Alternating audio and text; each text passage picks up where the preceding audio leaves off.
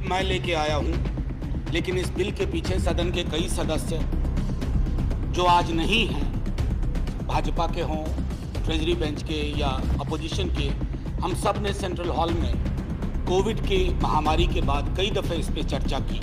तो ये निहायत ही मैं व्यक्तिगत बिल नहीं मानता, एक सामूहिक सोच, एक सामूहिक दृष्टिकोण, एक सामूहिक प्रसंग के वश इसका जन्म हुआ।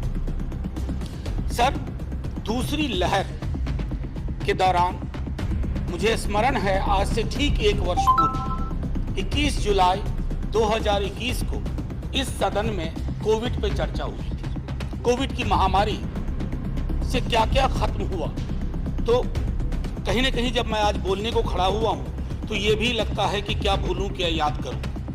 सर, उसी दौरान जब सदन में भी चर्चा हो रही थी, मैं बिहार गया था और वहां पर भी जो हम लोगों ने कहर देखा, किसी सरकार का कोई दोष न कह करके एक व्यवस्था के चरमरा जाने के हम साक्षी रहे, हम गवाह हैं उस ऐतिहासिक क्षण के जब हमारे हाथ से चीज़ें फिसल रही थी।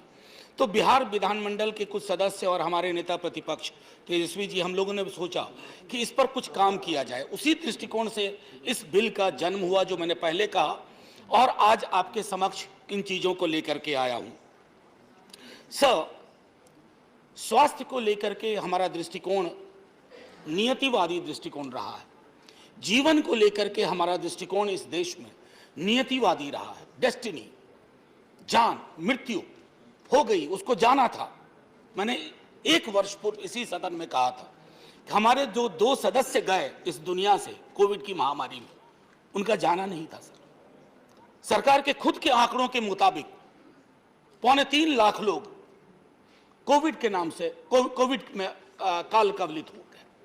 सर, मेरा अभी भी मानना है, और आप में से अधिकांश लोग मानेंगे, कि ये मौत सिर्फ महामारी से नहीं हुई, ये मौतें हुई हैं व्यवस्था के चरमराने से। शायद हमारी व्यवस्थाएं इतनी इलास्टिक, इतनी वाइड, उनका एम्बिट इतना विशाल नहीं था कि वो उस सब चीज को समाहित कर सके जिसने कोविड ने हमें एक चैलेंज के रूप में दिया था। सर, मैं एनएफएसएस का डेटा देख रहा था, और वो डेटा हम सब के लिए चिंता का विषय होना चाहिए। किसी राज्य में किसी की सरकार है, केंद्र में किसी की सरकार है, और अक्सर हम इस बात को कह करके आंख मूंद लेते हैं कि स्वास्थ्य तो राज्य के क्षेत्र में है, राज्य का मामला है।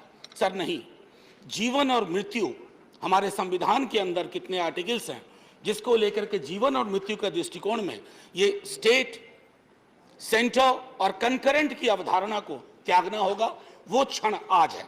सर, मैं एनएफएसएस का डेटा, मैं डिटेल डेटा नहीं दूंगा, हमारे माननीय स्वास्थ्य मंत्री जी भी हैं यहाँ बैठे हुए, हम सब वाकिफ हैं कि मैटरनल मोर्टेलिटी रेशियो दुनिया में हम उन देशों में हमारा नाम है जो चिंता का विषय है। नियोनेटल हो, अंडर 5 मोर्टेलिटी रेट हो, ट्यूबरकुलोसिस हो, ओवरऑल लाइफ एक्सपेक्टेंसी हो। सर, ये सरकार के खुद के आंकड़े हैं, ये चिंता का विषय है। ये बिल आरोप प्रत्यारोप के लिए नहीं लाया गया। इस बिल के माध्यम से मेरा आग्रह, मैं जानता हूं प्राइवेट मेंबर बिल कैसे खत्म हो जाता है, उसमें सिर्फ सिवाय चर्चा के कुछ हासिल नहीं होता, लेकिन मेरी मंशा होगी, मेरा आग्रह होगा, मेरी अपील है तमाम उन लोगों के बिहाफ पे। सर, चाहे आप कहें 3.25 लाख लोग, कई लोग कहते हैं कि नहीं कई लाख ज्यादा थे, मुझे आंकड़े में नहीं जाना है। वो जो भी मौत हुई, वो जो लाशें हमने गंगा और सरयू के किनारे देखी, वो सब आज हमसे ये डिमांड कर रहे हैं कि स्वास्थ्य के अधिकार को मौलिक अधिकार में शामिल करना चाहिए।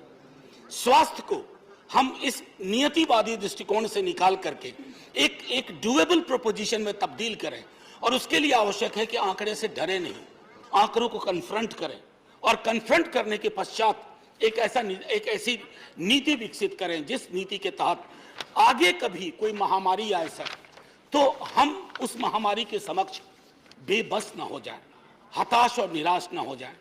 क्योंकि हम सबको याद है सर, कर्फ्यू सा सन्नाटा था पूरे देश में, लेकिन बीच में चीख पुकार आती थी सर, चित्कार होती थी, कभी ऑक्सीजन के लिए, कभी हॉस्पिटल बेड के लिए।